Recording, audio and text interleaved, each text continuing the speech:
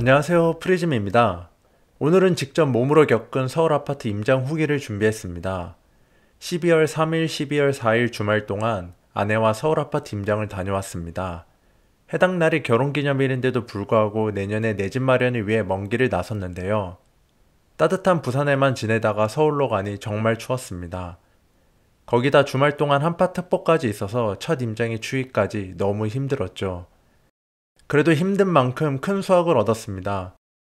인터넷에서 느끼지 못한 동네 분위기와 직접 가지 않으면 모르는 장단점을 많이 발견하였죠. 또한 우리 부부가 중요하게 생각하는 입지의 기준을 명확하게 정리할 수도 있었습니다. 그럼 시작해 볼까요? 첫 순서는 성동구입니다. 성동구에서도 왕십리 도선동과 행당동을 다녀왔습니다. 2호선 상왕십리역 북은 왕십리 뉴타운입니다. 임장 루트는 이렇습니다. 왕십리 센트러스를 지나서 텐지일 1단지 입구동 근처까지 갔다가 주변 상권을 훑는 임장을 택했습니다. 상왕십리역에서 내려서 1번 출구로 나오니 바로 이어지는 상가가 눈에 띄었습니다. 전체적인 동네 분위기는 정말 좋았습니다. 걷기도 좋았고 동네도 깨끗했습니다. 상왕십리역 근처뿐만 아니라 텐지일 1단지와 센트러스 단지 사이에도 큰 상권이 형성되어 있었습니다. 거기다 역 바로 옆 큰 병원과 단지 내에도 동네 병원들이 많아 거주 측면에서 우수했습니다. 동네 주민분들도 연령대가 다양하고 특히 단지 내 초중고 학생들로 보이는 애들이 많아서 가족 단위 수요가 계속해서 많다고 생각이 들었습니다. 텐지일 1단지와 왕십리 센트러스 공통사항입니다. 두 곳 다 동네가 깨끗하고 단지로 오가는 수입 차량이 많았습니다. 텐지일 1단지의 경우에는 초등학교를 품고 있는 아파트이고 센트러스 바로 앞 상권만큼은 아니지만 주변 상권과 병원도 많이 있었습니다. 왕십리 센트러스 장점은 상왕십리역 근처동은 초역세권에다가 주변에 큰 병원과 더불어 상권이 우수하다는 점이 장점입니다. 다음은 행당동입니다.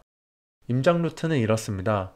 행당역 4번 출구에서 행당 한진타운을 먼저 갔다가 반대편 행당 대림 아파트를 가는 임장을 택했습니다.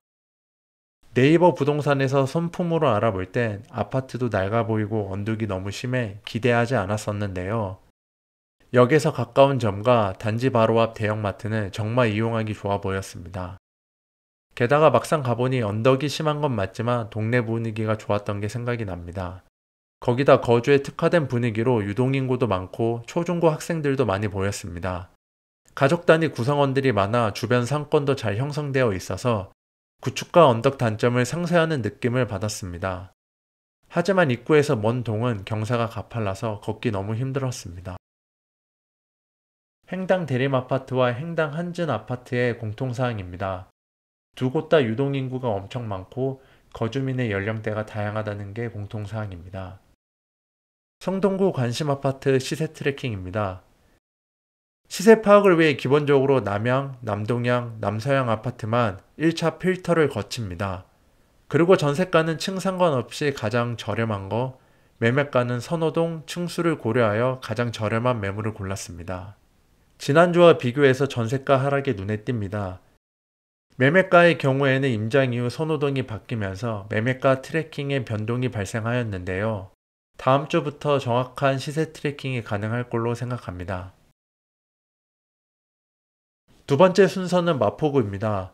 마포구에서도 염리동, 아현동과 용강동을 다녀왔습니다. 2호선 이대역 북은 5호선 애호개역과 공덕역 북은 대단지입니다.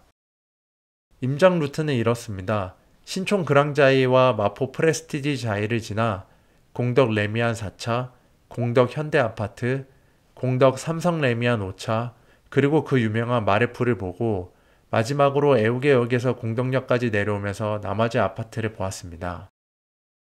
기대한 거에 비해 실망이 가장 컸던 곳이 바로 염리동과 아현동이었습니다. 신축 아파트에 유명한 브랜드가 많아서 기대가 컸었는데요. 역에서 먼 위치와 오르막이 많다 보니 임장하는데 너무 힘들었습니다. 저희처럼 대중교통을 이용한 출퇴근을 계획한 분이라면 아현동에서도 역 근처 아파트와 동을 고려해야 될 정도로 언덕이 심했습니다. 게다가 마레프 단지를 제외하곤 주변에 가족 단위 상권이 부족하다는 느낌을 받았습니다. 마포구 염리동과 아현동 아파트의 장점은 도로가 깨끗하고 유동인구가 많다는 점과 초역세권인 아파트 단지들이 많았다는 점이고요.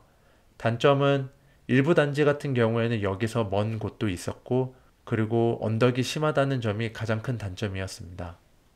다음은 6호선 대흥역 부근 용강동입니다. 임장 루트는 이렇습니다. 마포 GS 자이, 마포 태영, 마포 용강 레미안을 보고 레미안 마포 리버웰과 이 편한 세상 마포 리버파크를 지났습니다. 임장 전 네이버 부동산으로 손품할 땐 중소단지인데 가격이 비싸다는 의문이 있었는데요. 직접 동네를 걷다 보니 왜 비싼 동네인지 바로 알 수 있었습니다.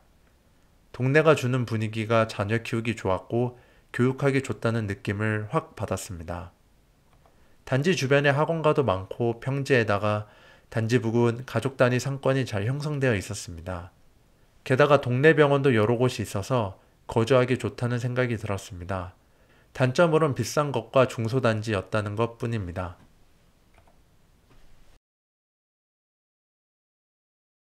마포구 관심아파트 시세 트래킹입니다. 시세 파악을 위해 기본적으로 남양, 남동양, 남서양 아파트만 1차 필터를 거칩니다.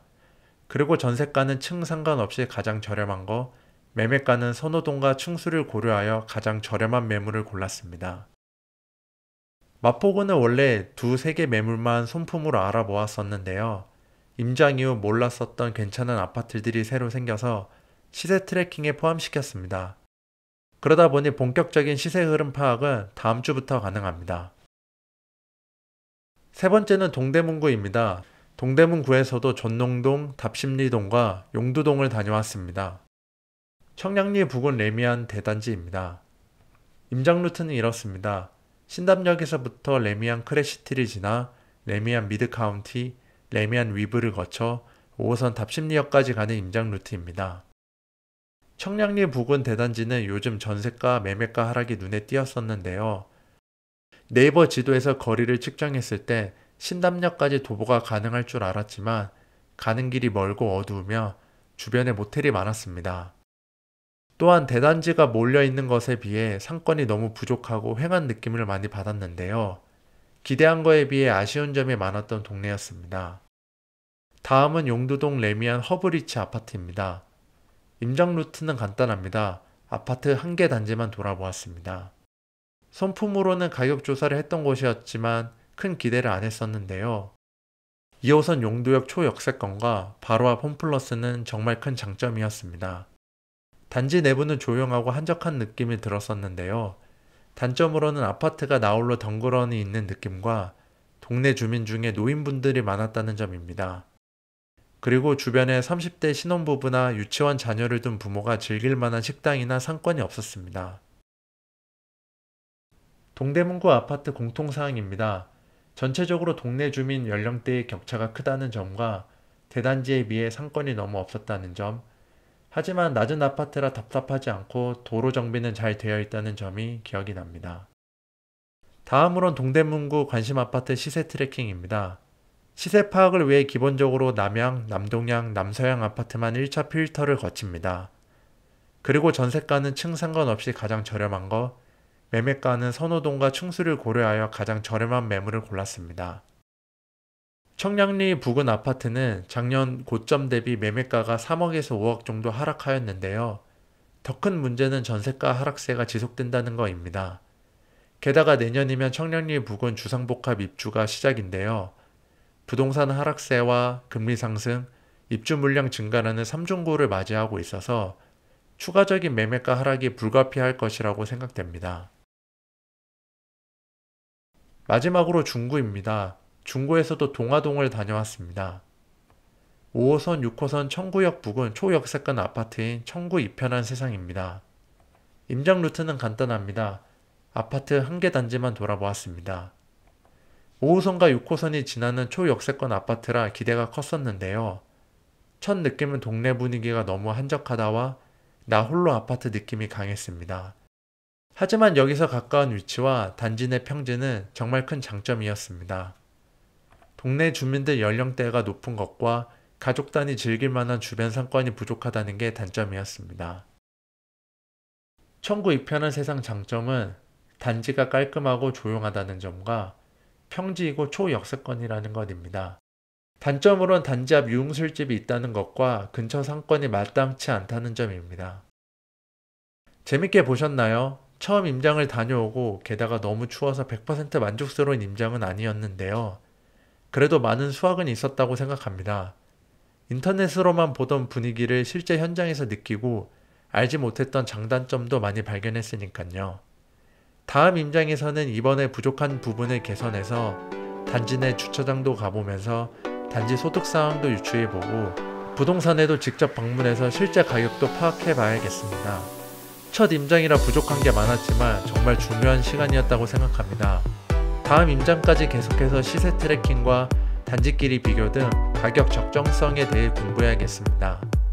이것으로 마포구, 성동구, 동대문구 임장 정리 및 12월 4일 시세 트래킹을 마치겠습니다. 감사합니다.